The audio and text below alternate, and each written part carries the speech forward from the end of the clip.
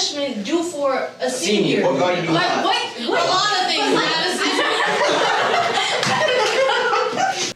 My name is Chace Cleveland, and you're watching the first episode of the Nutty Patriot Split Discussion. This series takes heavy inspiration from the Jubilee YouTube channel, in that we get heritage students of different backgrounds to have honest conversations. In this episode, 3 seniors and 5 freshmen address their thoughts on school fights, school dating, advice for current students, and more. Before we get into it, I want to say that this wouldn't have been possible without the hard work of Mr. Benjamin, Amani Ruffin, Kyra Bracey, and the other media team and Nutty Patriot members. We are thrilled to present to you our hard work, and we hope you enjoy the conversation. My name is Forrest Fears. I'm a senior. I do RTC, and I'm going to Albany State in the fall. I'm Amaria Thomas, and I'm a senior. I'm going to Georgia Southern. My name is Annie George. I'm a senior. I'm going to Georgia State in the fall, and I'm dressed like this because I'm part of the International Club. I'm from India, so this is a traditional outfit. That's why I'm wearing this. Alright, hello, my name is Christian Braddock. I'm a freshman, and the reason why I'm wearing this is because I'm from RCA, and I do healthcare, and I plan on going to medical school in the near future. My name is Sarah Weathers. I'm a freshman. I don't do any art. I'm not in RCA or ROTC, but I do plan on going to college for forensics when I'm older. My name's Anthony Alvarado. I'm a freshman. I'm kind of wearing a casual fit, but aside from that, I'm a very chill person. But My name is Madison Cobb. I'm a freshman, and I'm wearing this one because this is my favorite from college. Thanks. My name is Michael Browning, and I'm a freshman. And at RCA, I'm in the Intro to Law class. Okay, well, thank you, everybody. You may go to the back.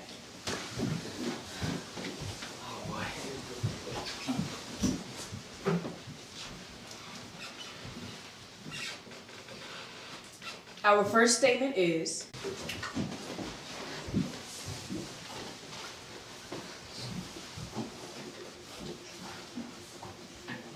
Alright, well, to start off, let's be honest here. A lot of stuff about ourselves and the environment around us has really changed. Like online school, integrated technology within the education system, and a lot of our personal or regular routines, they've all changed.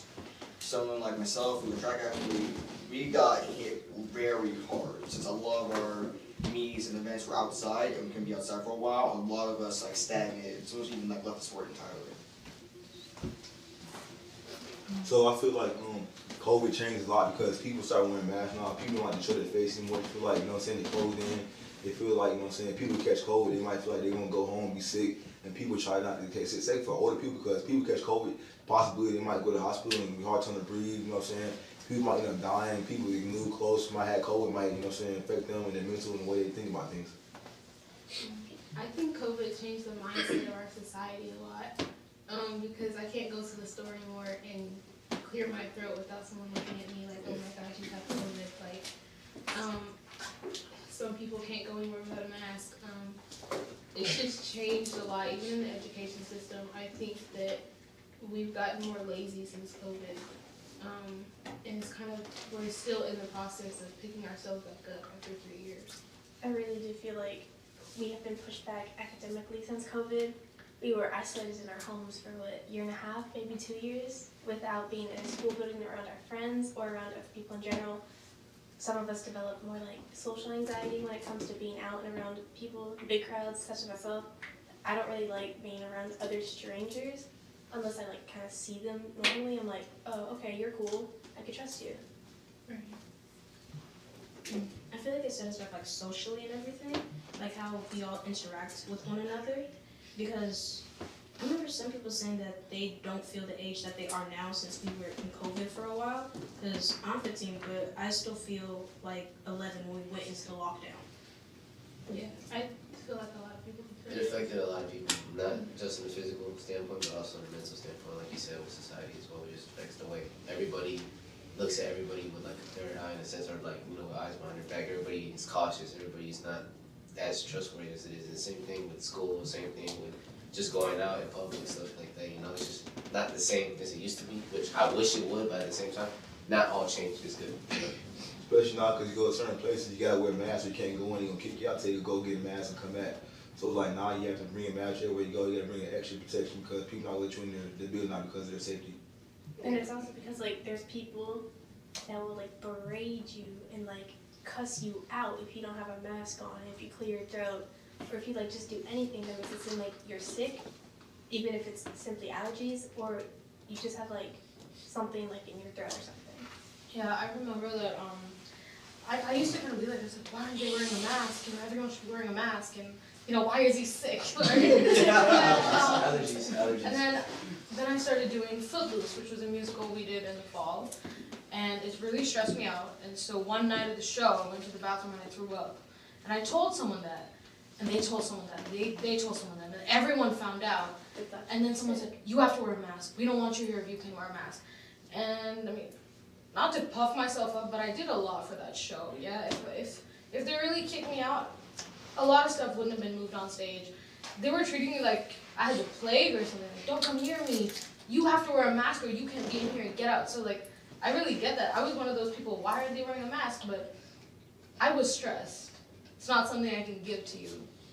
But yeah, I feel like everything that would have been wrong in our lives, it's like COVID heightened it. It's like if you're depressed, COVID made that so much more worse. If you have social anxiety, COVID made that so much worse. And that's like, it's really, especially with isolation and all that, not being able to have that in-person contact and all that, you know, with texting, with having to call friends, you know, just being completely isolated, it affected everybody. Even those people who are not as social and they stick to themselves, it affects them because, you know, having to be forcefully stuck inside, you can't do anything. Yeah, it's like, you don't really know what you have till you lose it. Like, even though we can meet our friends, we're used to texting them, but when you take away that option to meet them, like, even if we weren't going to do it in the first place, like, we want the option to go out and breathe and meet our friends.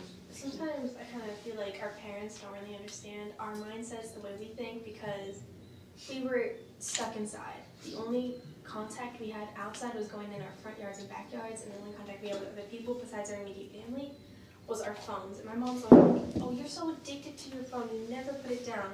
But I was like, that was my life for 2 years. That's how I did school, only form of communication. That's the only way I was able to communicate with people outside of being around my immediate family. So it's like, now this is the normal, like this is what we're used to. Yeah, I would say it's got to make a lot of us like socially, and like Anthony said here earlier, that people who are mainly introverted like myself, when COVID like first hit, like a lot of us were like very scared, confused. For a lot of us like who like aren't really socially active, besides like texting or talking, for a lot of us it did like hit us hard. However, for someone like myself, it was almost like a miracle because honestly I did not come outside.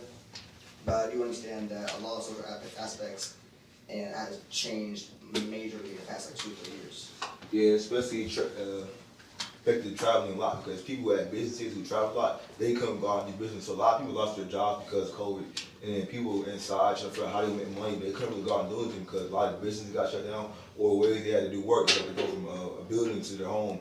And some people can't function well at home because just society around people who they have to be around. So it was hard for people to do work at home. So they basically kind of like felt like they were kind of being pushed out of their job, and they kind of felt like they had no way of means to be alive because a lot of people had, you know what I'm saying, anxiety. They kind of felt like they were being like pushed down, not feeling like themselves because they couldn't do what they normally do on a day-to-day basis.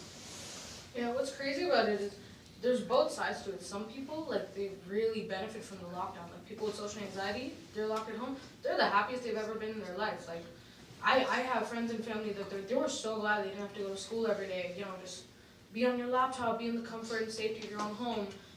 But I think it's also like a lot of big companies abusing their workers because if you go to an office, you're working from 9 in the morning to 5, that's it. When you go home, you don't answer your phone, you don't have your work laptop with you. But if you're working online, you're working 24/7. Like, that's what happened to one of my cousins. Like, he never stops working because he's working from home. So where's the boundary with that? So it did like different things to a lot of different people. But I feel like regardless, overall we can all say it had an impact. Okay. Pardon everyone. May you all rise and stand to the back. Being a senior is harder than being a freshman.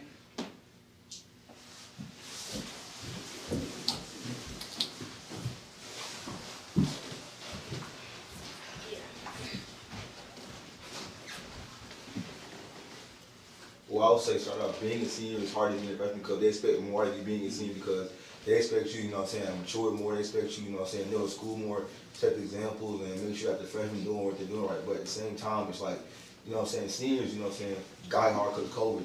And then they kind of bounce them back. And a lot of people during COVID just felt like, not themselves. And come back to school was an adjustment for a lot of people. And they don't realize that the adjustment affected a lot of people in the way they did things. Like come back to school the first 2 years, it was a struggle. People not doing their work, people trying to get back in the habit of coming to school, waking up in the morning. It was kind of like a struggle and it kind of affected everybody. I definitely will say that as a freshman, I feel like my freshman year was the easiest year of high school. Even though they tell you at the beginning, like your freshman year is the most important year, but to be honest, if you just do what you're told, like do your work, like it's gonna be easy. As a freshman, I didn't come home with hours length of homework. As a junior or senior, maybe this is because I take college classes, but I come home at least 3 times a week with like 2 hours worth of homework at the very least. And that's kind of being lightly about it.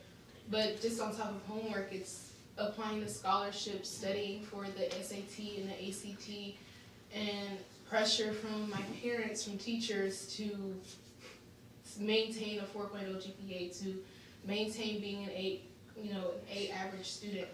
And so there is a lot of pressure and it's really mentally draining. Especially when COVID hit, I got really lazy because I was at home and work was easy. So transitioning and mental health, it takes a toll on me. Yeah, I would say like what you said, people's parents having them try to get a college. So when COVID hit, a lot of people just stopped wanting to school. They didn't even think college was an option for them in life. And people's parents trying to push it upon them. A lot of their GPAs had slipped and failed. And then people's parents saying, well, why are your GPA slipping? Why are you doing this and that? You got to be 8 in the morning. They're not going to want to go to school in their bed. They're going to stay in bed and want to go to sleep. So a lot of people just logged on and went to sleep in their bed, Like, it was just like easy for them to do because they were in the comfort of home.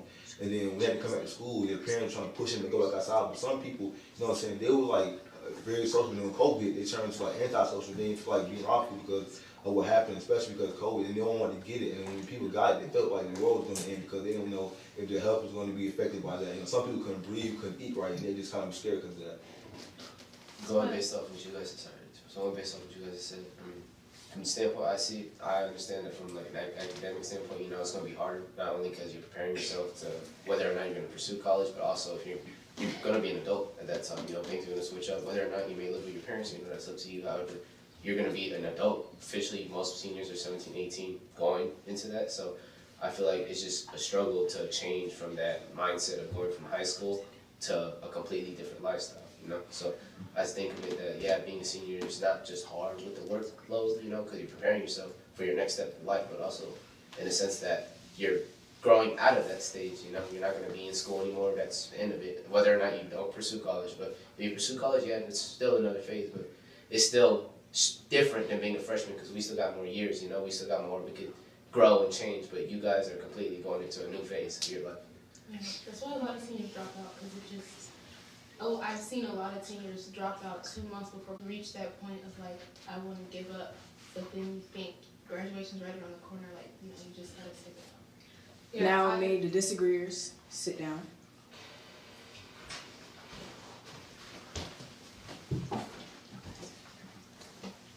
Well, going off of what you guys have said earlier, I would say, yes, being a senior is difficult. You have to manage, learn to be an adult, because there's really no official way to understand everything on being an adult. You just need to go about it by the wings of your feet. And for maintaining a 4.0 GPA, 3.8 GPA even, it's going to be very difficult for you, and it's going to be difficult for everyone, really. So I would say as a freshman, there's also a lot of expectations and responsibilities placed on us. Even though a lot of us are still like 13, 14, 15, our parents, relatives, and even teachers and peers have put a lot of pressure on us to really lay out our plans for everything. Since for me personally, as soon as I got out of 8th grade, my parents sat me down, laid out the list of what I need to do. Freshman year, get a 3.8 or 3.9 GPA, in at a sophomore year, and then junior year really hit the books, really enter dual enrollment, find out what college you want to go to, and then senior year is more of a lax pay year period. So for me, it feels like, for academic standpoint, yes, being senior is tough, difficult. However, there's a lot of responsibilities and expectations put on us. And to go to the social aspect of it, since a lot of you didn't mention that earlier, for some freshmen and for some of us as well, some people in this room, there's a lot of like new changes for us, like our home is kicking in, puberty's kicking in. So there's gonna be a lot of drama, beef, a lot of emotional and mental issues for a lot of us. And that also like adds to the weight of expectations and responsibilities that freshmen have as students in high school. Yeah, but how you said, your freshman year is when you plan for all this stuff. Your senior year is when you actually do it. That's when you write the SAT, you write the ACT, you do scholarships. My perspective is that of someone who didn't do freshman year in the U.S., so we didn't even call it freshman. Like, no one in India knows what that even means. We called it 9th standard, so it's hard, but when you're a freshman, I guess people tell you, but no one takes it seriously enough. So when you come to senior year, you're like, I have scholarships, I have the Common App, I have individual schools, I have academics, I have AP classes, I have to have some kind of extracurriculars, like I need to diversify myself. And if you don't get these things in your first 3 years of school, you're trying to shove it all in your last year, and it's a lot of pressure, like especially with college. No one tells you how much there is to applying to college. First you fill out the application, then you do supplemental essays, then you send your transcript to the school, and like applying to college, once the application's submitted, that's not the end. There's 50 steps after that. And you're doing all this while trying to maintain a 4.0 grade average to get money to go to that school. Yeah, once I applied to my colleges, I had to send them my transcript, send them my FAFSA, send them like my taxes and do all these crazy things. I think an argument can be made for why being a freshman is harder, but I think being a senior is definitely harder. And also what you said about beef, like, that's not something only 13, 14-year-olds do. Everyone has beef. Everyone has drama. And what I will say is, as a being a freshman, you say you have time to plan out. A freshman, you can make mistakes and you have time to learn from it. And as a freshman, you plan out your plan. If you want to change it, you have time to change it. When you're a senior, you don't have much time to change because the time is ticking. You only have 1 year left, you have to figure out what you're going to do. And if that time is short, you can't be changing it each and every day because then at that point, you're not going to know what you want to do. You have to set your plan by senior year. So by senior year comes, you already know what you're going to do. So you can submit the application wherever it's going to be. You can know if they're going to accept you or not, so you can keep moving forward in your life. You see, the reality is you don't have to decide what you're going to do the day you turn 18. Like, no one cares. Vera Wang, one of the most amazing designers, I don't think she designed her first dress till she was 40. There's a lot of people who accomplish things later in life, but people will make you feel like you need to have your life figured out the day you turn 18.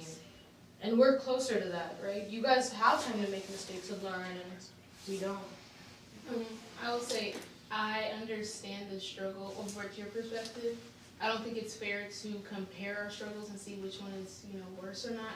But it's just, I think it's more the standpoint of freshmen have, 3 and 4 more years to figure it out, and they have time to prepare and take the college classes. So in effort to make their senior year less stressful, but seniors, it's like, it's right here, it's right around the corner, we have to do this now, or it's now or never. That's what society makes it feel like. You have to do this college, like, graduation is in 14 school days, and you have to know what you're gonna do. You gotta apply to these schools. Like, it's like everyone around you is telling you you have to do this now. Like, you're a senior, you should already have this figured out. And if you don't, it's like, what are you doing? So. May all rise and go to the back. My mental health has suffered over the course of this school year.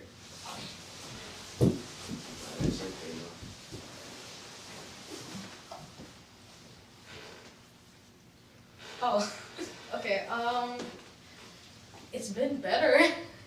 It gets better. If you don't believe it, it does. But that doesn't mean it hasn't suffered. I think it has nothing to do with external influences. I think it's not, oh, someone did this to me, someone said this to me, and so I feel bad. It's just the way, I don't know enough to say this, but I'm assuming it's just the way my brain works. The chemicals in me work, and I just went through it this year, and I went through it bad. And like, I'm really glad you guys didn't. But my mental health suffered over here. I feel like I've had my ups and I really had my down ones, especially the past like 3.5 weeks maybe. Something like happened. No one died or anything. Like everybody's fine.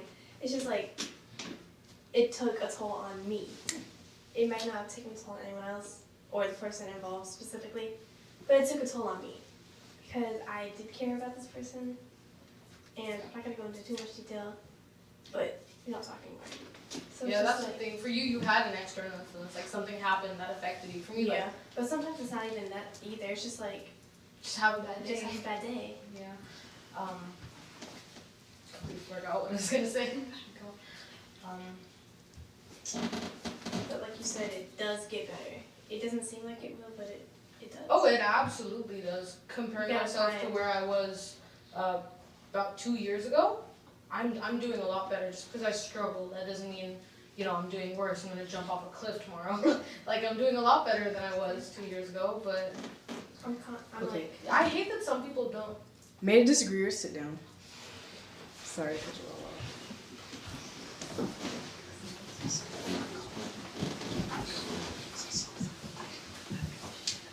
I couldn't help but like realize, like, pay attention to what you were saying about breakup and whatnot. I myself had really bad breakup. I won't deny that. Whether or not it was a mutual like agreement that led to it. So depending on your circumstances, I don't know, everybody's different. However, I could also say that with the struggles of school and with the struggles of, you know, I guess the draining circumstance that came with the relationship and my, I guess, personal life, I didn't suffer in a sense because I had more positivity than I had negativity. You know, it just depends on how you take it. You know. I feel like mine was like more shock than really. And what I will say is, yeah, I did lose a friend of mine who I thought was a friend of mine. Really wasn't. He was just using me. But like he said, it's all about your environment, who you're around, people you will be with. Because you can lose someone, but then people around you become tighter and closer to you, and they can help you get to the situation. You know what I'm saying? Because some people might only be, you know what I'm saying, one parent household, maybe two. But sometimes, you know what I'm saying, the parents probably help them out with the situation going on because they don't understand, you know what I'm saying, time and change. Being a teen now is different from back in the day, you know what I'm saying? People go to different things. So, like, if no one's to help you with it, you're going to be thinking about it more often, you know what I'm saying? Being your own thoughts kind of make you feel some kind of way about it. But, yeah, I've been through what you've been through, but it's just, I have a good support system. That's why it don't really affect me as much. Because people who have a good support system, it's going to affect them a lot harder than someone who does. You know, I did have some external influences since we were talking about like losing all friends. Moving here was kind of hard because I don't think I talked to anyone from back home, but especially one friendship. This was like ride or die. This was like, you know, every romance song I meant to this friend, but platonically. Like we were it. And then I moved and they stopped talking to me. And then they dropped this bombshell on me and I was like, oh my god, you're right, I'm wrong. So this is like completely the opposite of what you said. Someone was using you, I was being bad to this person. It was like oh my god, they're right, I'm terrible. Like, I woke up and I wanted to change. I didn't want to be the person that treated other people like that. So that was a lot of working on myself, but that did really hurt me. But yeah, what you said about parents and people not understanding, I feel bad for our parents' generation and our teachers' generation and all that, because, you know, it's not like mental health crisis started today. Whatever we're going through dealing with, bipolar, depression, they probably felt it too. They probably just couldn't talk about it. It didn't, it's not like it didn't exist back then. It's just it's more common to talk about it now, but I mean, not always. In India, it's a big thing. There's no such thing as like depression or why do you feel bad? You have a roof over your head. You have clothes on your back. You have no reason to be depressed.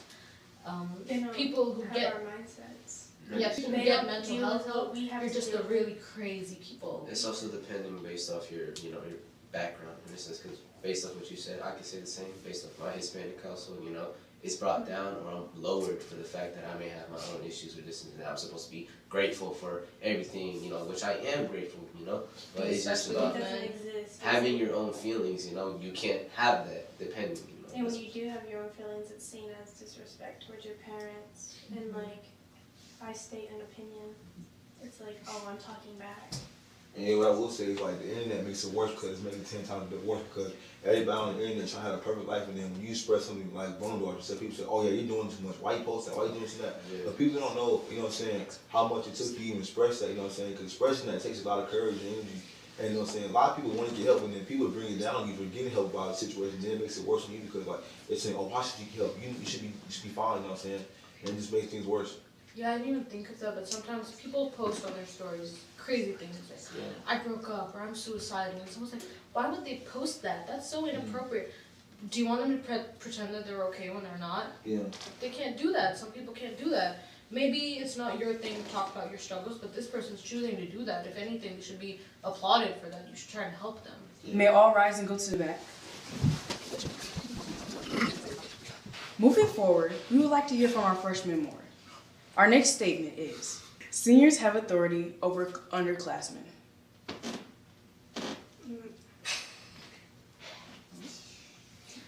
Anyway. Well, may all disagreeers step forward. Like, y'all could agree with it. Alright, well, I'm gonna start off with this. Alright, sure, go ahead. Okay, I don't think, you know how the whole adults, you have to listen to everybody. Respect your elders. Yeah, I'm supposed to respect everybody who's older than me. I don't think that everybody who's older than me should just have this whole control and authority over me. Like, oh, I'm older than you. Do what I say. Yeah, like, can you imagine, like, some senior coming up to you and going, can you carry my bag to so-and-so? Like, that wouldn't happen. But, you gotta do this, this, and this for me. Just because, I'm older than you. Yeah, just because, I'm older than you and you're younger than me and I'm bigger and stronger than you and da-da-da-da. Like, I don't know, that feels so weird for them to come up like they're like your sibling or something telling you what to do. Yeah, it hits like very different. It's weird. Because for me, since some of the classes I'm in, I do have like juniors and like some seniors and some super seniors in my class. And not to hate on seniors, I do respect y'all. Y'all some pretty great people. A lot of times it can get disrespectful just because I'm an underclassman. It hits like very different. Because a lot of times it's like 16, 17, 18-year-olds and they're talking down to a 14-year-old like myself.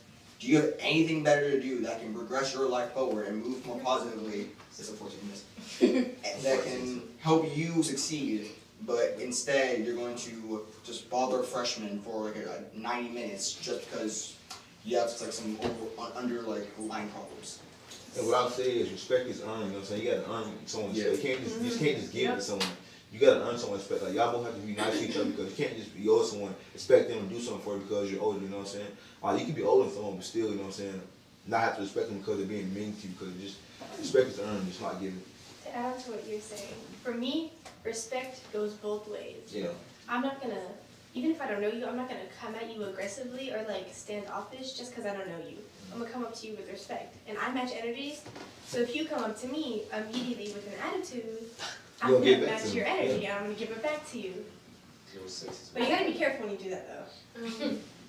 Personally, I've never had that complex of I see a person. We all go to the same school, we're all students, none of us are grown.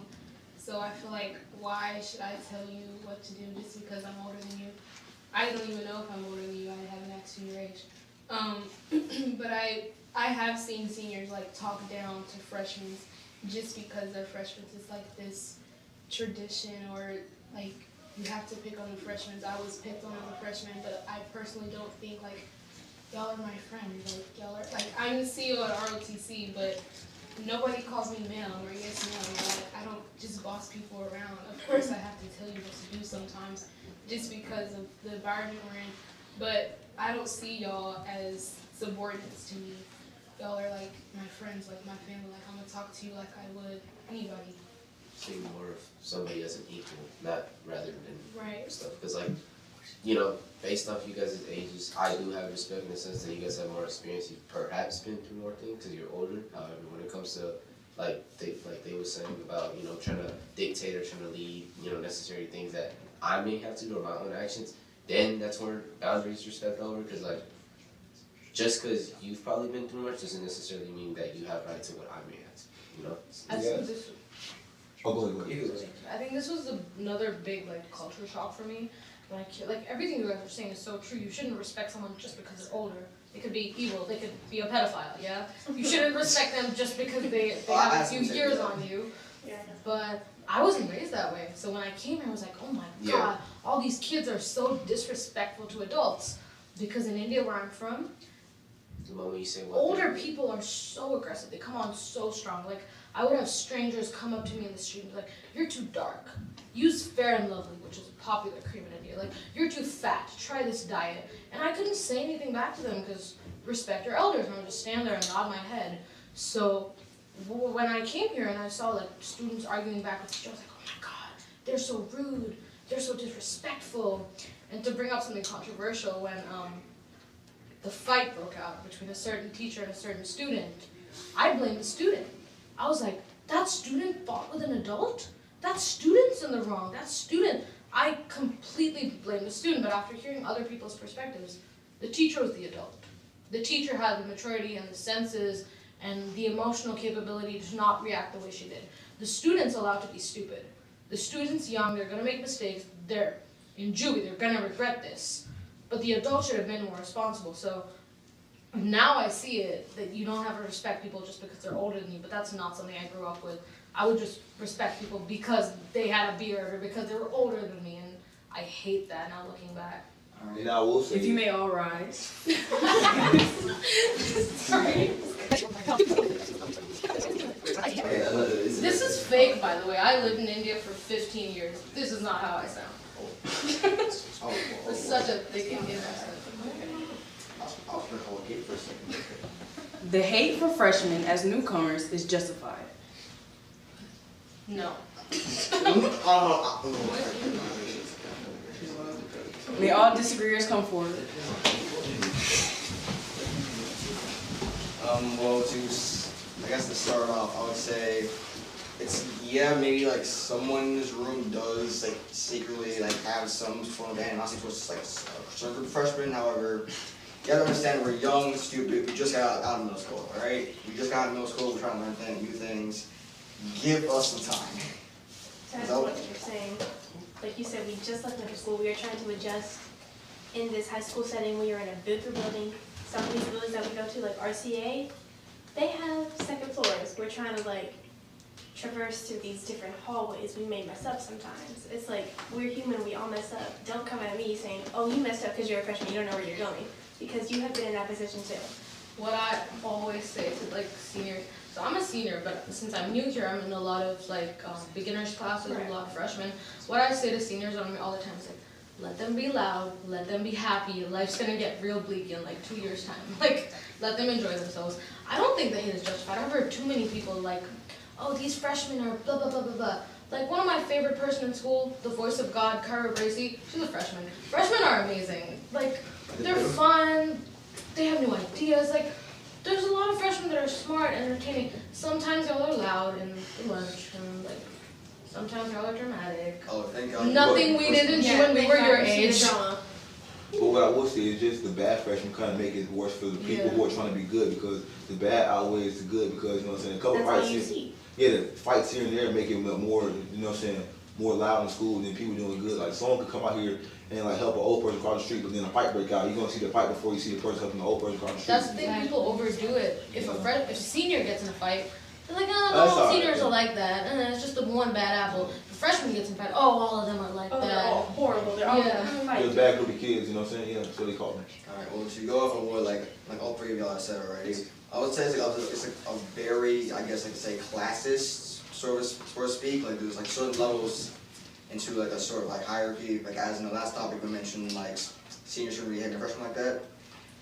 Understanding that, yes, a lot of us, yes, we are ratchet, drama. A lot of us get into the fights. However, that's only a few of the like random like aggressive kids or the wannabe hood kids. Like, it's Conyers, Georgia. We're all pretty much white picket fence people sometimes. We're all pretty chill and calm. However, there's certain like some like ratchet kids, some hood kids. Yes, those exist. They're here. However, they're like a very like small like minority of us freshmen. A lot of us are pretty like chill, calm, and keep to ourselves. If we're loud, we're gonna be loud. I'm sorry to say this, but we're gonna be loud. Yeah, like you said, hood kids, you know what I'm saying? A lot of people who come from good backgrounds, they try to act good and gangster, that's not what they are. When they come from school, you know, they act all like cussing and everything, but so they get home like, yes ma'am, no ma'am, all that. But their parents don't even know because when they go to school, they have a different, different way to act at school versus when they act at home. I think that hate is a very strong word. I don't hate freshmen.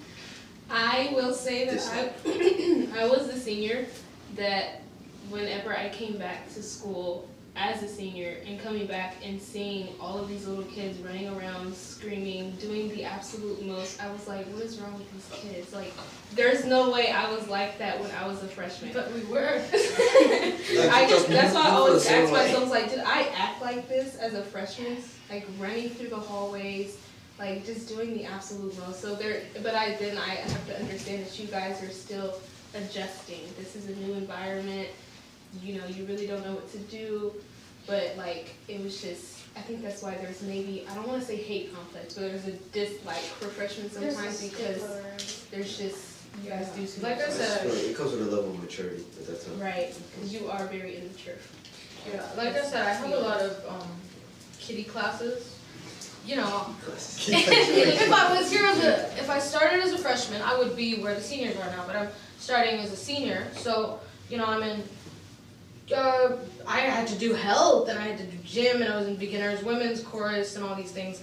In one of my freshman classes, obviously the teacher teaches other classes. So at one point, we all got together, the other classes, the underclassmen, and the senior students were picking on my class, the freshmen. They were like, oh, they don't do this right, they don't do that right, they talk too much, it was so mean. And I didn't know this, but apparently they even started a group text about how bad our class was, and that no one in this class does their job right. If you want them to do their job right, set an example. Don't be mean, don't be rude and disrespectful, and I don't know, that as a senior that bothered me. Like, you're lumping me in, which would be fine, but you're degrading them and denigrating them and making them seem like they're stupid and have half a brain. No. If you actually talk to them, they're all smart people. Sometimes they're loud, yeah, when we're having some kind of practice or meeting or rehearsal, they should be more respectful. But at the end of the day, we've all been like that one time or two. You have to get to know them as a whole person before you can, start saying. I get what you're saying though, because people, don't time another freshman because they think they're younger than them, so you're going to be immature and not have intellectual conversation. But a lot of these freshmen, have a lot to say, but people don't get the chance to say they want to say it because they're younger and, think they're going to be immature when they come to situations about it.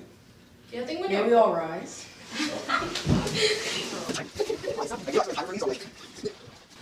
School fights are often justified.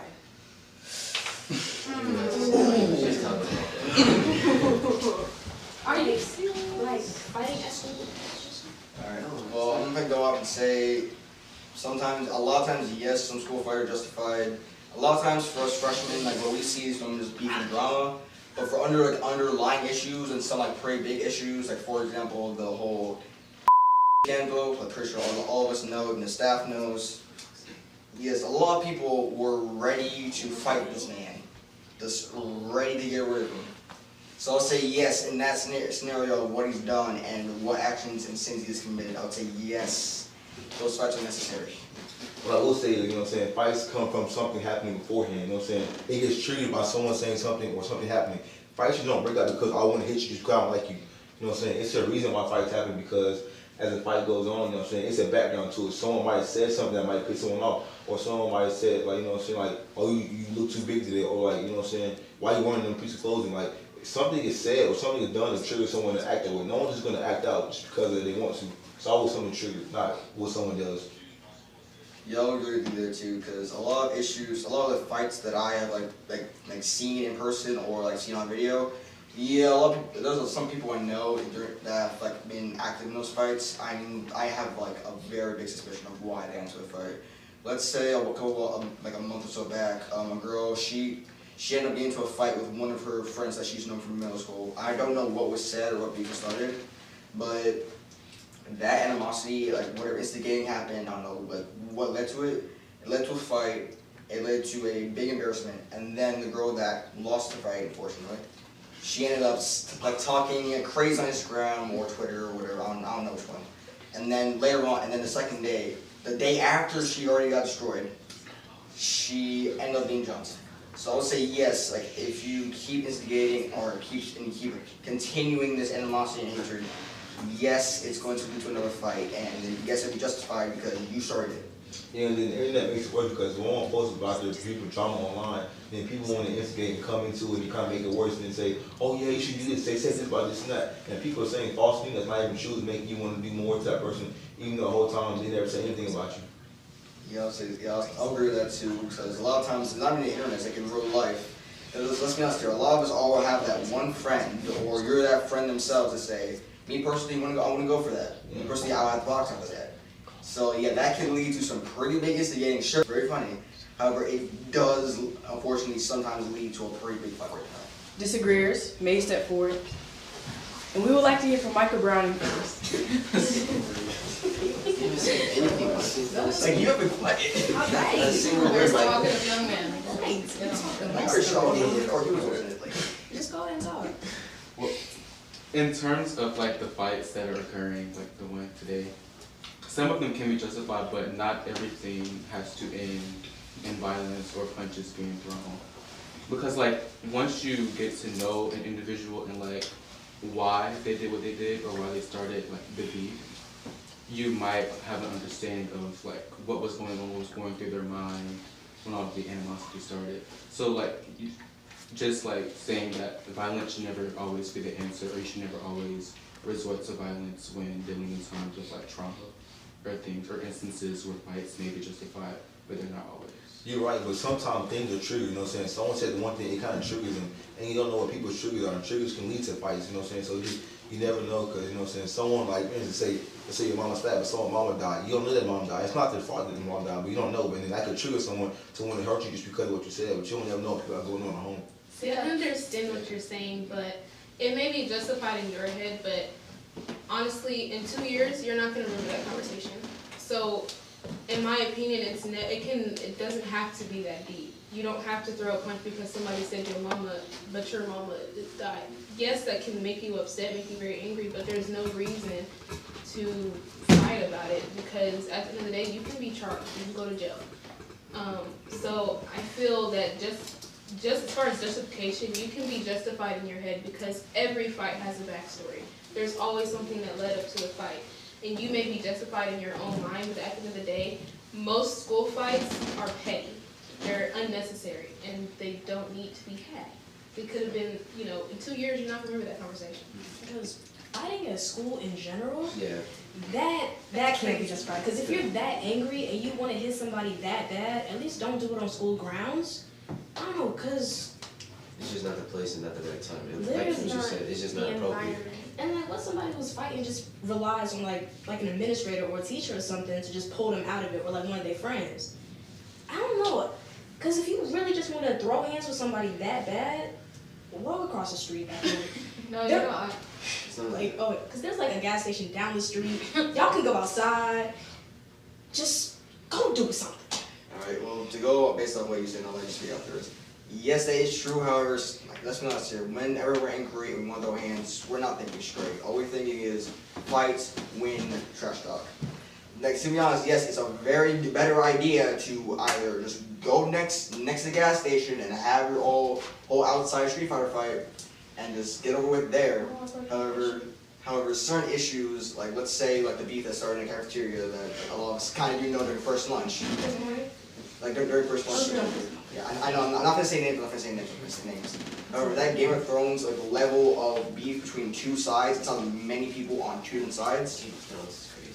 So trust me, it was going to Game of Thrones very quickly if that fight did not like get interrupted. It will basically create an entire area where like you know what? Don't worry about time and place. Just all hands. Just forget about it. Or maybe not fight at all. Yeah, I'll start off by saying I'm not one of those people who says if I would curse if I could, but if you do something, you're gonna find out. Y'all know what I'm trying to say. Yeah, you obviously don't hit a woman unprovoked, but if someone hits you, you hit them back. That's how it works. That's self-defense. That being said, I'm huge on nonviolence. I am so. There's no reason to solution to that. if you use that logic, oh, it's justified. You can justify pretty much anything. You can justify murder. You can justify stealing. I think some of these, and you were talking about triggers, right? Like, oh, your mama, whatever, someone's mom died. It's on them to learn how to control their triggers. If someone's, saying, oh, I love my mom. If Micah says I love my mom and my mom's dead, should I go like punch somebody because of it? I have to learn how to deal with my triggers and my issues. I get what you're saying. I get why people wouldn't in high school. No, these guys have issues at home. They're angry about their schoolwork that they need to learn how to figure out and cope with on their own without throwing hands. Yeah, I get that, but sometimes, if someone's picking on you, me, sometimes you gotta see them, let them know that I'm not the one you play with, because sometimes that's what it comes to, because at the end of the day, you can say anything you want, but you're not gonna understand it. Sometimes you have to hit someone for them to understand that you're not be played with, and you have to be the one, that I'm not this kind of person that I am. You're not gonna just pick on me and bully me just because you think you can. Well, let's What be kind of honest. person I am? I'm a snitch. This is going really deep. This is going really deep, guys. How often I do does it get apologize. to that point? No, I'm a snitch. If someone's bullying me, I'm gonna tell on them. That's I would rather tell on someone than hit them. What would that lead to? It would just telling makes it make people do it more. They want to come at you more. Oh, I tell them, I think it jacked And if up. you punch them, they're not gonna want to punch you back.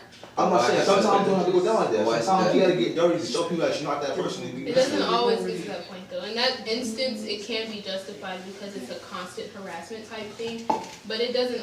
How often does it doesn't get to that point? Yeah, it Usually depends it's on like the one very conversation, specific you said situation. something that offended me, and I'm gonna hit you. But at that point, you're That's- just trying to assert dominance. There's no reason. Right. At It's the end more. of the I day, think you could it's just more be of a an different person. ego pride type. Maybe all rise and go to the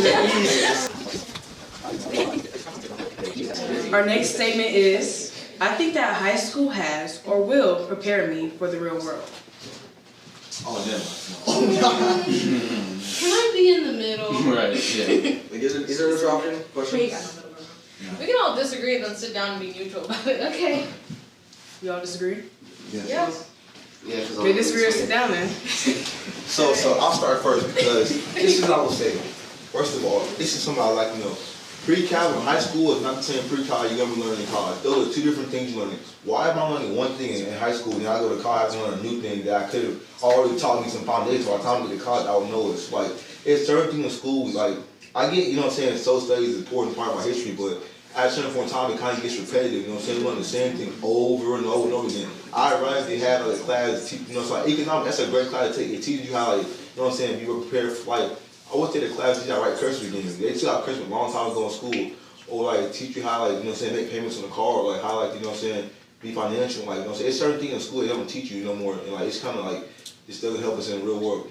To piggyback off of what he said, there are certain things that I say that I've learned, when it comes to math. Some things in math I feel like I'm never ever gonna use this. I feel like it should be career focused math.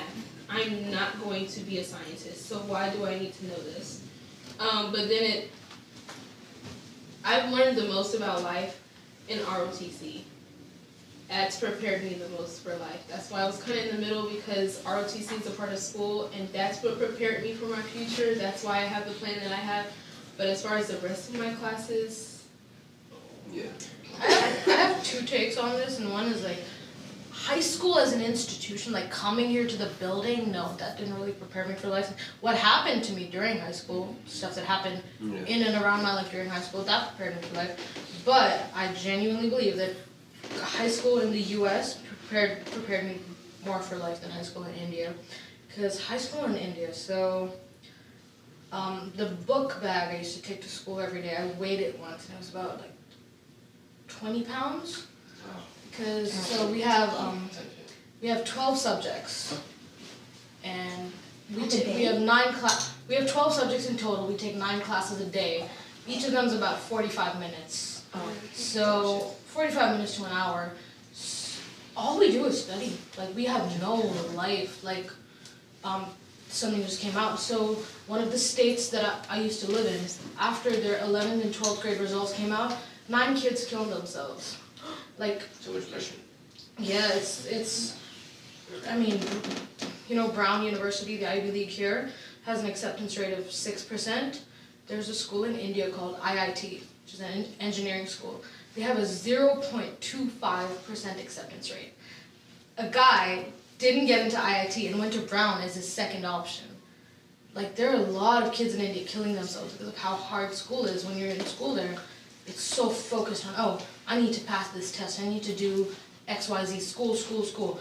In the US, school isn't that hard, honestly. You have academics, but you balance it with friends, personal life.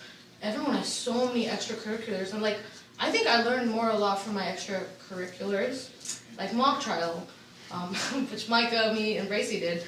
I learned about arguing, how to talk to people, public speaking, self-confidence, theater. I'm a techie, so I learned how to use a saw.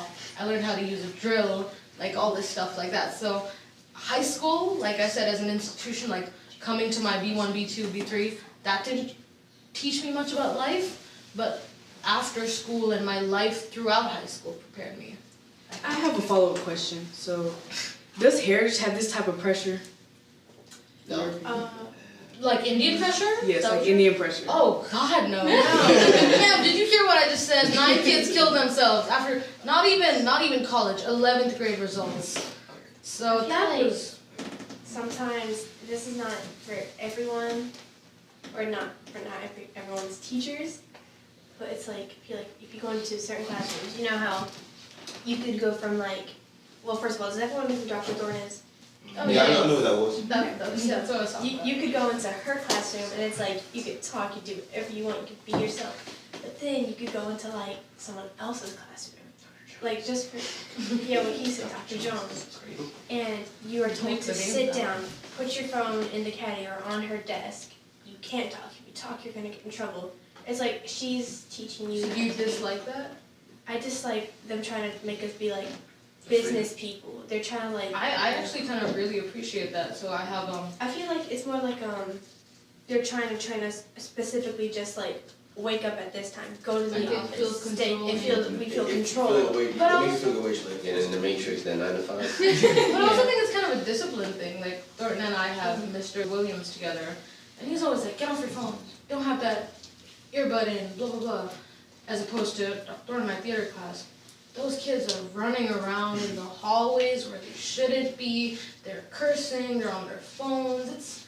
You're in school. There needs to be, again, this is probably because of where I'm from. Where I'm from, you don't get to take a phone to school. You probably don't get to take a phone to some colleges. We have uniforms, and colleges you can only wear like XYZ. So I've lived my life like by these box of rules. I love Mr. Williams' class because it's not that strict like what it was in India, but it's still like rules. Like, everyone needs to behave a certain way so that on some level we can be equal.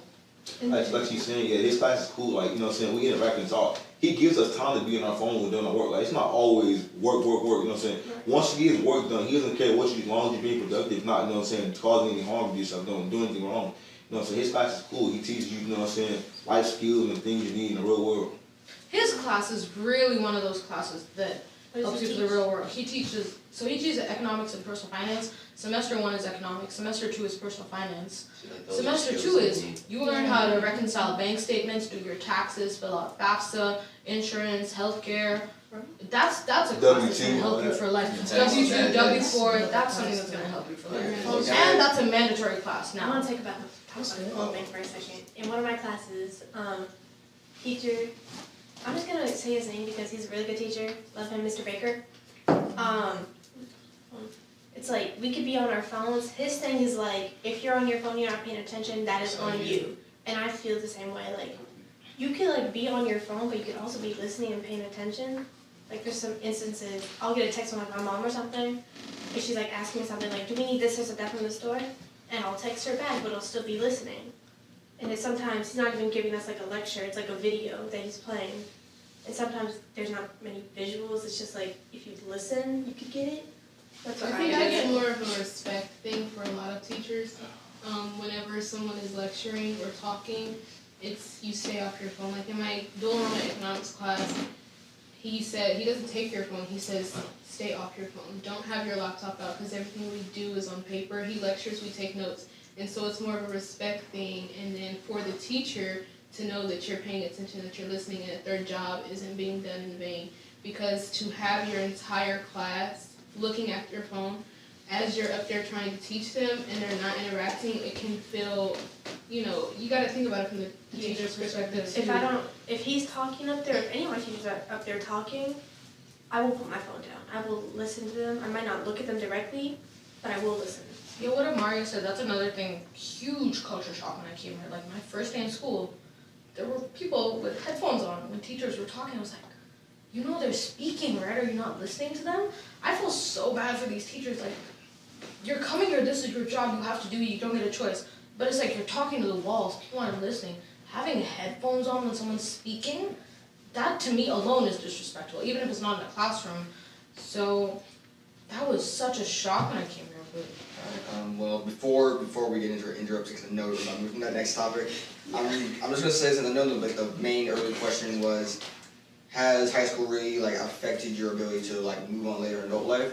I would say, let's be honest here, that personal finance and economics, that sounds amazing right now because I'm taking both healthcare and intro business. So understanding I do a W2 with a DMV, understanding why the DMV is such a hellhole, that would be amazing to know freshman, sophomore, junior year.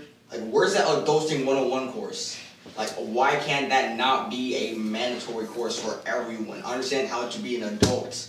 I understand the American pipeline is just wake up, go to school, get education. It's going to when you go to college, it's going to be a bit more relaxed. Not really that lax though. And then once you finally get a job, it's going to be 9 to 6, 9 to 5. Then you're going to automatically think, okay, wake up, eat breakfast, go to work, get off 5, go eat dinner, go to bed.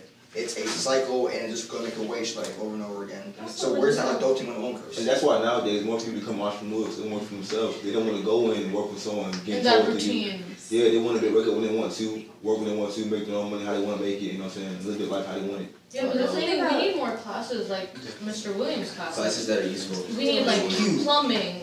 Which is to teach you actual life skills instead of just teaching you the same. Literally, they classes can be called do adult have that all at RCA, but not everyone can Those do are the career RCA. Those are career focused. And there's only so many you can take at one time. You can't take every You single can't one take of them. everything. We need to have more. why do we need chemistry? Why do we need physics? Yeah, we don't You need it because you're going to healthcare. Yeah. Excuse me, y'all. Excuse me. I knew it. That's why I wanted to do it. I knew it. Let's all rise. Go to the back.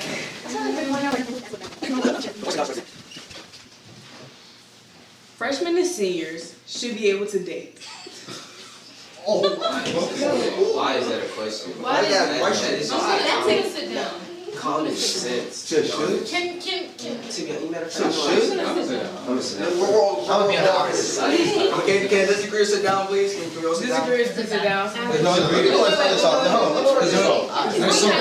There was some agreeers. agreeers. That's what We had agreeers. You agree? I agree. There were some agreeers. Well, you agree. Some agreeers. We had agreeers. Who all agrees? Who all I agrees? wanted to say something. Okay, well, everyone that disagrees, please stand up and go to I wanted to say because I know it can be, Right there. I know it can be very controversial.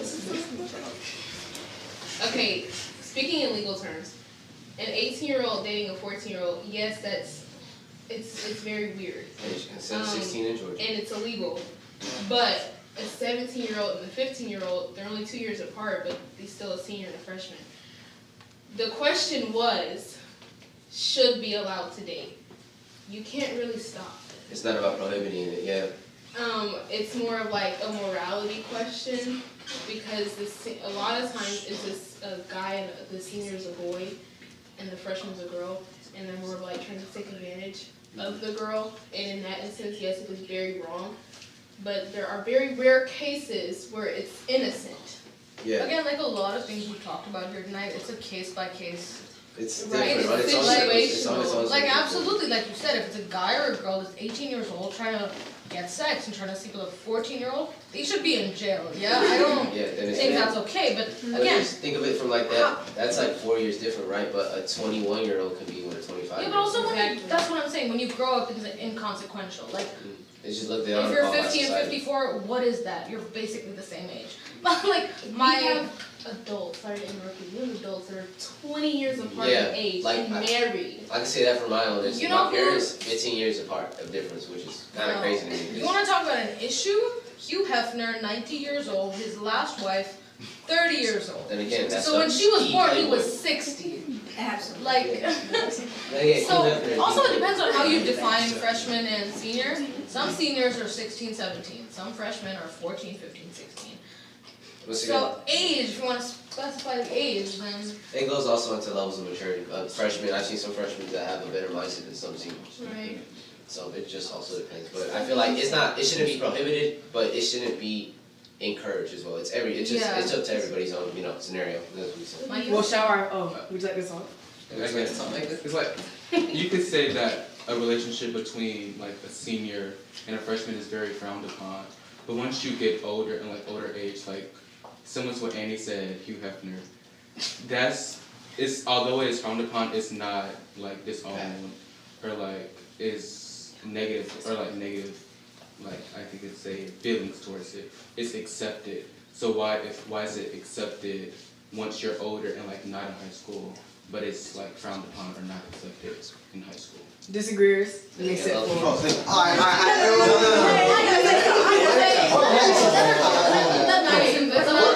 Don't talk I may have over agreed, but me personally, you will not catch me doing it. First of all, what I will say is, at the time you came, seniors' mindset is different from a freshman. A freshman is coming from middle school. You were just in middle school last year, and then a freshman trying to mess with a senior trying to mess with a freshman. It seems kind of weird and bad. Like, it's like, why is a person from high school 4 years trying to mess with someone who's just not getting to high school?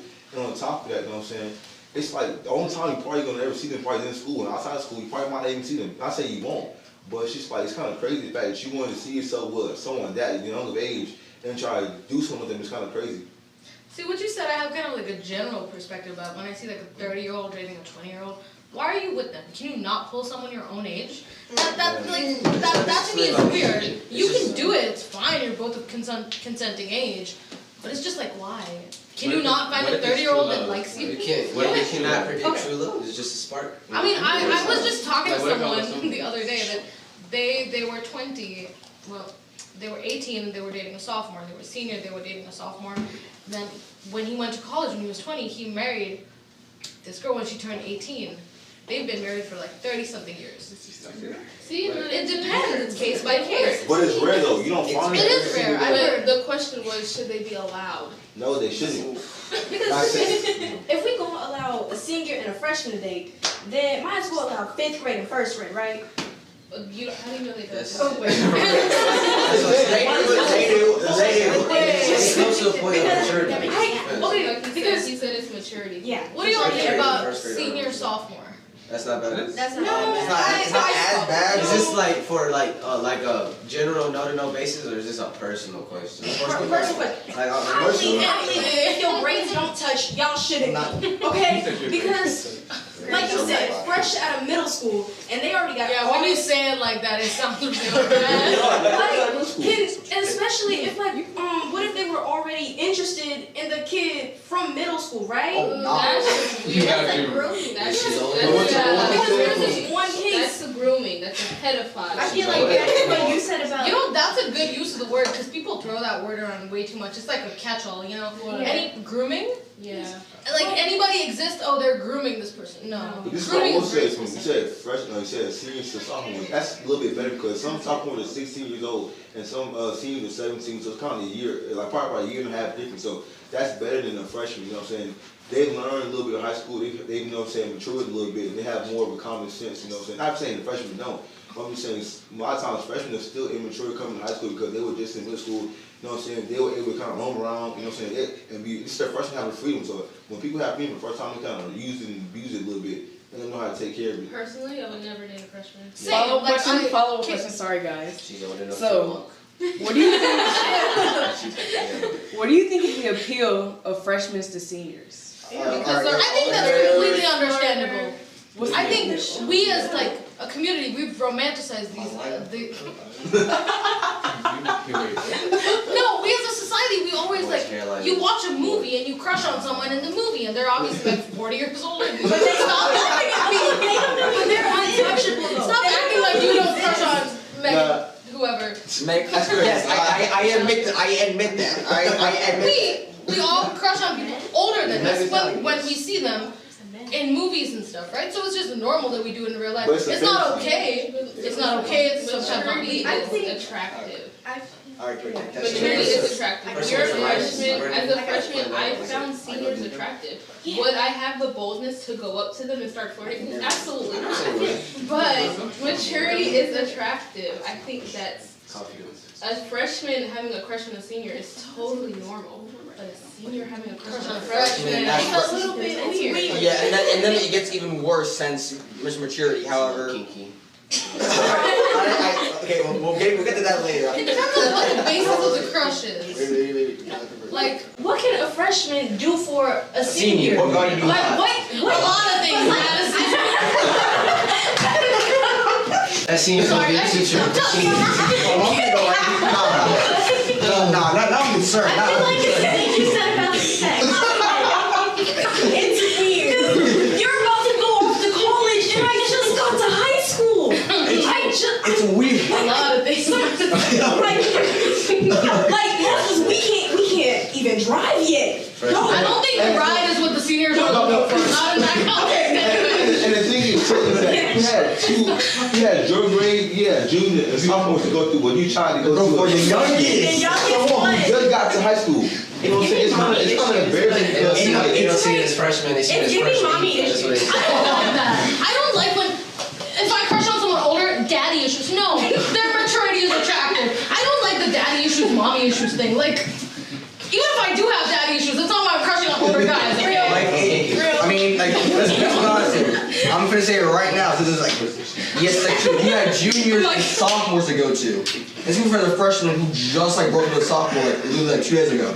You had way more mature options to go for, but you go for almost the size of a child. Like some freshmen are 4'8".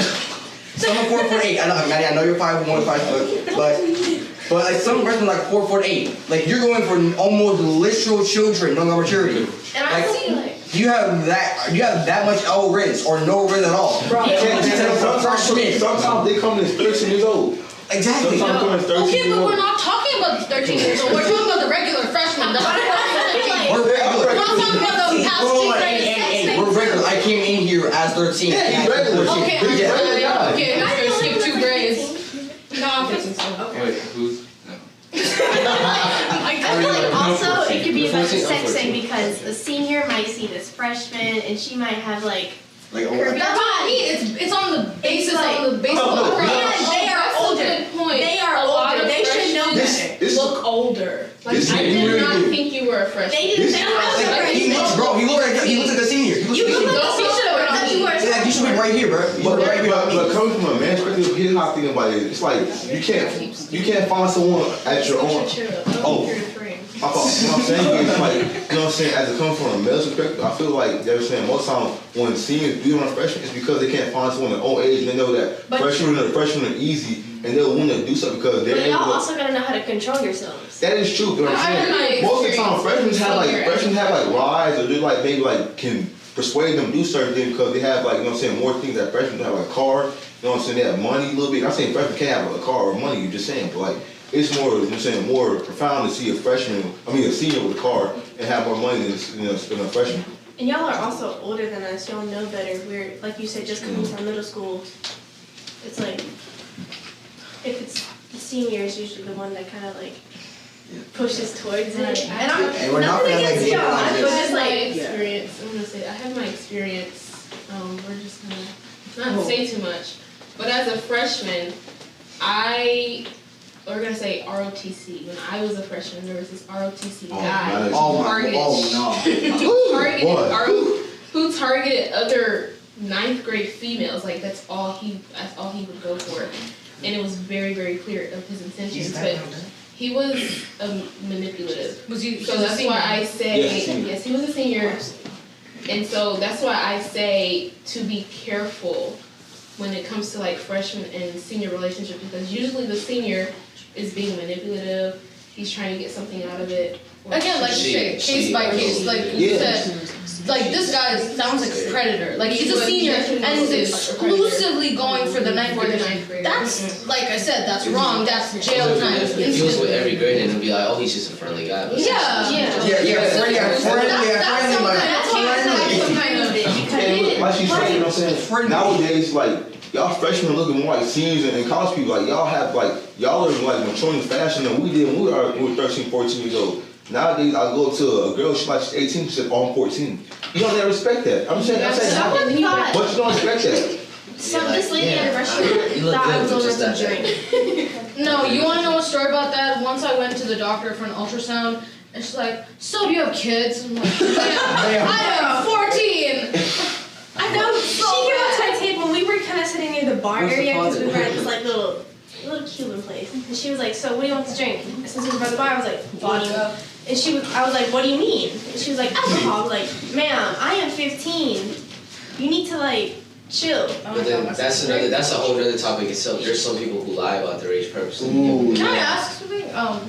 I don't want to start a different topic, but do you think the legal drinking age should be 18 or 21? I think it should be 18. I think 26. Should be 26. Then again, that's a culture thing. Pardon me, y'all. We're moving on to our next question. You can all say Steve. You can all say Steve. Okay. Christian, if you can you please move to Because after that topic you made about a lot of things, yeah, that's not concerning.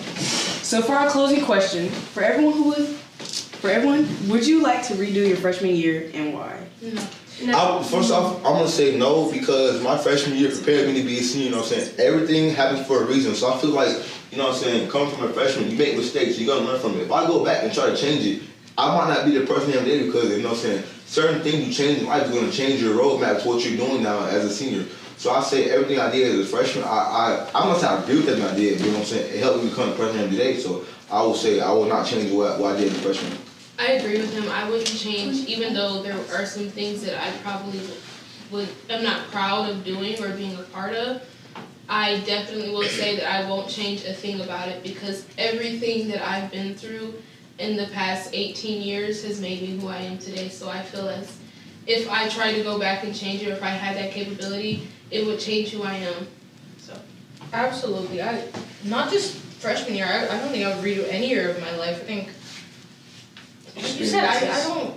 It's a lot of very philosophical question, but you go back and change what you did. You're changing like the entire trajectory of your life and other people's lives. And like freshman year was like toxic. It was stupid. It was annoying. I don't want to try and redo that. Like, oh, maybe it'll come out better, and it won't. It's probably just gonna be the same toxic nonsense it was back when it was ninth grade. But I don't want to change. Yeah, one thing I will say for y'all freshmen, if you make a mistake, you know what I'm saying, learn from it. That's what happens. You make a mistake, it's for you to learn from it, you know what I'm saying, to grow. So by the time you become older, you have to deal with the same situation. You know how to deal with it better than you'll handle it. That's why everything happens for a reason, because, you know what I'm saying, you believe in God. God's not going to put something in your life that you don't think you can handle, because he's going to give you something that you know you can handle, because at the end of the day, he's going to bring you something bigger in your life, and you don't know what it is at the time, but it's all for a reason. Definitely don't beat yourself up about any mistake that you make, anything that you do. Have no regrets. Even though you may have something that you are not proud of doing, don't beat yourself up. Don't make it this whole big issue, because in a couple years, it's not going to matter. You're going to be in a whole different place in your life. So whatever you do, just like move forward. You make a mistake, you lose a friendship, like, you know, don't let it take a toll on you, even though it will, because anything will, but don't stay in that place, move forward. Yeah, and there's a significant difference between like, oh, something bad happened, or I did something bad, and I'm going to take that and learn from it. Like, something bad happened, I regret it. Saying you regret something is a very negative way of putting things, and, you know, people call me a pessimist, but this, for me, don't regret things. They happen. You're never going to change it, you know. Time machines don't exist as far as we know. You're not good. Yeah, exactly. And just be able to make sure you can make a mistake and bounce that from. Not a mistake that's going to impact your life for the rest of your life, you know what I'm saying? Make sure that it's something that you can learn from, not something that's going to harm you, like mess up your career or future, whatever you got going on in your life. It's not about this, I'm sorry, but it's not I about apologize, but I would like to hear from the freshmen, starting with Micah, Sarah, and Madison. Oh, you guys can choose. Well, it doesn't even matter, just yes. You go. Okay, so I don't really think, I wouldn't go back and redo my freshman year, but if I really had to, I would go back to like late November up until March and just like redo one single thing, because I want to say I regret it, but I kind of wish I never did it. It's not a regret because if things had went differently, it would have been fine. But it's just like, I really should have waited and not went into it so fast. But, you know, stuff happens, you learn from it. Anyways, there I go. So, I wouldn't change anything. Based off what you say, I go with the same mindset that you have. I'm not going to change anything because I did a lot of mistakes. I won't deny that, but you learn from those mistakes. You know, it's not like, I guess I was more lenient with the fact that I was a freshman. You know, I have 3 more years, as you say. I started off horribly. However, at least I know that whenever sophomore year does come around, I'm going to change that. I'm going to change those habits that I had. I'm going to change other things that I did because I saw the consequences. I saw how it affected not just me as a person, but those that around me. You know, so it's just they're mistakes that are put in there or like put in the way so you can learn from it and improve as a person. So I wouldn't change anything about my freshman year. Doesn't mean I like it. I really want to redo my second semester specifically because I feel like I did good starting off, but then after we got back from break, my grades like fell off. And it was really hard to like come back and redo it and fix all my grades. I don't know, I just really hate starting off a semester really horribly and knowing that it's my freshman year and everything. Like, this is the foundation for like the rest of my high school year. I just want it to go, you know, perfectly. I don't want to like mess anything up. Cause don't like colleges like look back at like what you do throughout the years in high school or no? You would think they It's just do, but they very don't. See, It just matters by senior year. Really, what matters most to college because what you do in senior year is going to dictate, you know what I'm saying, what college look at you. It's really about test scores. And I feel like you guys, if you said that you regret and you want to go back and change it, I feel like you guys are going to change your answers by the time senior year rolls around. it won't matter. Because, yes, this is like, what you're saying is a very specific thing. Like, oh, the beginning of my second semester of freshman year. When you're a senior, you're not even going to remember that. You're like, oh, freshman year, this thing happened, and it was bad, and this thing happened, it was good. It was a balance. I don't want to change it. Maybe you might feel differently. Like I can relate to you because my second semester of my junior year was a really, really bad time for me. And so my grades did drop and my GPA dropped like 0.2 points. And I cried. See. But now I think, and I'm like, that did not matter that much because I'm still going to college. Let's hear from Micah. Sorry. Let's hear from Micah. I wouldn't change a lot because I would say that I had what would be considered like a perfect freshman year, like grades, friends, extracurriculars, things of those sorts. So I wouldn't change anything really. What I will say is, 4 years is gonna go by quick. You think, you know, it's gonna be, you know, what I'm saying, all fun and games, but really think about it. 4 years go by quick. I was just a freshman, literally 4 years ago. I was in the same position you are. Now I'm a senior. You know what I'm saying? Trying to give advice to freshmen, and, you know, or to see anybody I know, trying to help them with their career. You know what I'm saying? So just enjoy it while you can, because once you leave, it's gonna get harder. Every step of the way, it'll get harder. You know what I'm saying? Going to college for us is a big step for you. You know what I'm saying? A lot of us, it's probably my first time leaving my home and stuff. So, like, you know what I'm saying? Enjoy it while you can, because it won't be here forever. But it really does go by going on. Like, I feel like it was yesterday when I was it feels like it was yesterday when I was in 9th grade, and in like 10 days I'm graduating high school. In a few months I'm going to college, and before I know it, that's gonna be over. I'm gonna be in a completely different place in my life. So really try to soak those moments in. You'll never get them back. Those 4 years of high school. And before we end, what advice do you have for our upcoming freshmen? Just going around, sir. Okay, so advice I'll give upcoming freshmen, I would say, you know what I'm saying, try to put yourself in other people's shoes and realize what they got going on, because sometimes, you know what I'm saying, it's not always about you, it's about the, you know what I'm saying, collective whole as a group. So just make sure that you're aware of other people around you. And if you're having a bad day, you know what I'm saying, it's possible that bad. Don't try to put your problems on other people, because sometimes people don't deserve what you got going on. Just because you feel like, you know what I'm saying, you have a bad day doesn't mean that they should have a bad day. Just come to high school with a, you know what I'm saying, positive mind, be ready to learn, and try to just start stuff just because you feel like it's you know what I'm saying, going to cause attention and cause people to like you. And if someone want to be your friend, just, you know what I'm saying, accept that fact and move on, because there's plenty of people in the world. It should be a privilege to be someone's friend and talk to them, you know what I'm saying, get to be, know them and stuff like that. I guess I'll go next. I would say stay focused, have your fun, you know, hang out with your friends, enjoy high school, enjoy being a freshman, enjoy childhood, those last 4 years of childhood, but stay focused. Don't let anyone or anything distract you or take away from you. Sometimes you have to cut off relationships. Sometimes things don't go your way, but at the end of the day, don't let one bad day dictate the rest of your year, because it won't matter. I think this might sound selfish, but I think prioritize yourself. Facts. The other day, a teacher asked me, who are like the 3 people you would thank at graduation, and I said, my mom, one of my cousins, and myself. And it's like, oh, you're so egocentric, how can you say that? But at the end of the day, I'm the one who did the work. Yeah, I brought myself here. Trust yourself to do I have I'm graduating, I have a lot to be proud of. Put yourself first. Like, you cannot take care of anyone else if you're not taking care of yourself. Sometimes it should be me. No, nobody else matters. I need to take care of my health, my physical, mental health, my space. Like, take care of yourself, set boundaries. You know, after XYZ time, I don't want to deal with anyone else. I just want to be by myself. That can be parents, friends, especially with school activities. Don't let teachers walk all over you. Sometimes a teacher wants something, you're not gonna get it. I'm sorry. Like, I'm not talking about assignments. I'm talking about if you're doing extra things after school and the teacher's like, can you also do this? Well, no, I can't. I'm sorry. Prioritize yourself. Also, make good friendships and relationships, but don't depend on them. Don't ever be like, this person is my whole world, because when they leave eventually, which can realistically happen, is your whole world gonna fall apart? I give my whole set of points is like, focus on yourself, trust yourself, be selfish. Like she's saying, you're your biggest advocate. If you don't stand up for yourself, who will? No one else do it for you.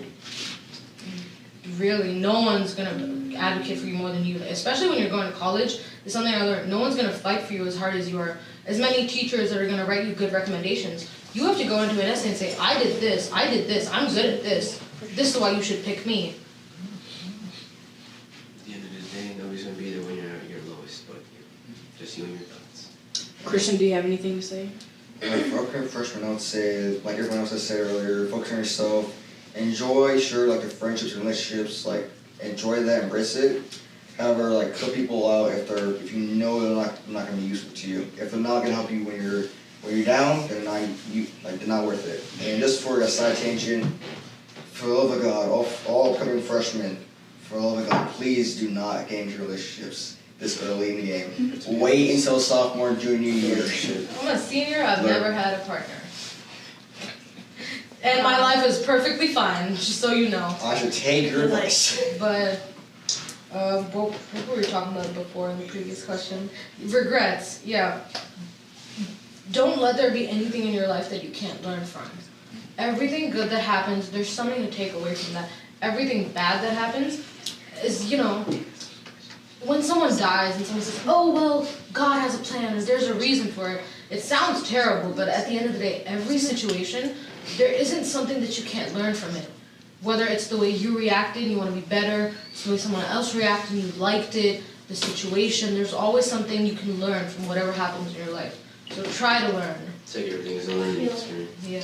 I kind of feel like the biggest thing would to be, don't take anything that you have for granted. Because just like COVID, it could be taken away in just a second. And that goes for like friends, family members, even like relationships, and like just the way you have your stuff here. It could be like, you could take someone for granted, you could take a teacher for granted, and then one day they're not there, and then you're gonna be like, damn, I really needed them and I took it for granted, now they're not here, I don't have that support anymore. And like you said, focus on yourself. It sounds selfish, but sometimes you have to be selfish in order to get yourself ahead. If people don't want to get themselves ahead, they're not going to do it. If they don't have that mindset, they're not going to be able to do it. You can't make someone have a mindset. You can't make someone have your mindset. And just keep a positive mindset too. Because if you keep telling yourself, oh, I can do it, I can do it, you can do it. And always give yourself credit. Celebrate Give yourself credit. Like, when I told that teacher that I was, you know, I would thank myself at graduation, and she was so bothered by it. I was like, excuse me, ma'am, I had a very rough 2 years. I had a very rough, dark 2 years. And Like, I the brought reason that I am myself out here of is it because of because myself. of me. It's because of my strength and my willingness to wake up every day and fight for myself and advocate for myself. So if you accomplish anything, don't ever, it's not that big. Celebrate your wins, because, you know, you're going to have a lot of losses. So if you win something, you should be proud of yourself. And don't always expect to be good at what you're doing, because in order to be greater in life, you have to fail. And what I will say is, you know what I'm saying, Don't expect to come with people in high school and leave with them. Because some people come high school, you won't leave with them. Don't expect them to be always around you, you know what I'm saying, 24/7. Because some people might get cut off from focusing on yourself. Because sometimes you might go through a rough patch in life, you gotta cut people off to find yourself in life. You know what I'm saying? It's okay to focus on yourself. But focusing on yourself is just like, it's your mental health. Your mental health to be right first for you to help someone else. Because if you're not right, how can you help someone else in life? It won't work that way. Anthony, any words? Just be yourself. Madison? Micah? There's always going to be tomorrow, because of course everything that happened today, and that today is going to be yesterday, and there's going to be tomorrow. So you have something to look forward to. And I think what Thornton said about, what did you just say? I was like, don't come. I said the same thing you coming with won't always be the same. Yeah, sorry, my mind. I heard this analogy, like in life you get like 3 circles. Your inner circle is 5 people, your outer circle is 10 people, and then the last one is everyone you know. There can never be more spots. If you want someone in your inner circle, you're gonna have to push someone out. It's about growing, it's about life. You're not gonna have the same 5 people when you were born, the top 5 people in your life, they're not gonna be the same 5 people when you die. You know, these relationships are gonna grow and evolve and change, not just in high school. In college, you're gonna meet people, you're gonna lose people. When you're an adult, when you're 50, always be prepared for that. Micah? I would just say to like stay in the present and like not try to grow up too fast, because like this year went by extremely fast, and like I may have forgot a lot of things that happened in August. So just remember to like live in the present and not always try to grow up too fast. Don't stress about things like that. Prioritize yourself above all things, you know, especially when it comes to your mental health, peace, and even physically as well. You know? But aside from that, just not ride with the wind. It's horrible. I got one more statement. But just do things that are I got one more statement. benefiting you. What I will say is, you know what I'm saying, get to know your administrators and teachership, because they're going to be the ones that's going to be here for you the most. Like, if you get to know them, they're going to know what I'm saying, like, if there's, like, there's ever a scholarship out there where, like, they need someone helping with something, they're going to call you first because they know you. And it might, you know what I'm saying, look good in your resume, it look good, you know what I'm saying, when time's coming for a job, or time's coming for college, anything, you know what I'm saying. You just never know, because they're the ones that might call you first when they have an opportunity open for a student to help them with something. My last statement is, it's okay to not be okay, but it's never okay to just leave yourself in the dark. If you actually need your help, go get your help. It could be a friend, a parent, a trusted adult. Anyone that you could trust and tell them your issues, they will probably get you help, and you need to get the help that you need. Because you can never just let yourself deteriorate like that. I think that's very generic sounding, but it's very true. It does sound generic. It's one of those catch-all things you see in a doctor's office. Yeah, I was just like, about to say, you know, go call it sounded like. I find that funny. call your counselor, tell your mom, right? People don't really But notice the essence of it's it. true, and it doesn't have to be your it. mom or your counselor. It can be your friend. Maybe they can't help you, but you can still talk about it. Finding ways to cope, finding ways to vent, stuff like that. You just need a formula, you know. Everybody goes through things. Some people just keep it down, and some people say it more than others. Everybody goes something like, they might not speak about it, but everybody has something they go through, and it might not be as severe as others, but everybody has something they need to work on for themselves, and like focus on themselves and take care of themselves. Well, thank you all for coming. Give yourself a hand, a round of applause. I just want to say thank you all for coming. Y'all did so well, and that will be a wrap. Yeah. Y'all were very, very talkative and very engaged with each other. We're going to have some questions about what interactions you've had with freshmen in a romantic sense and your Turn the cameras off.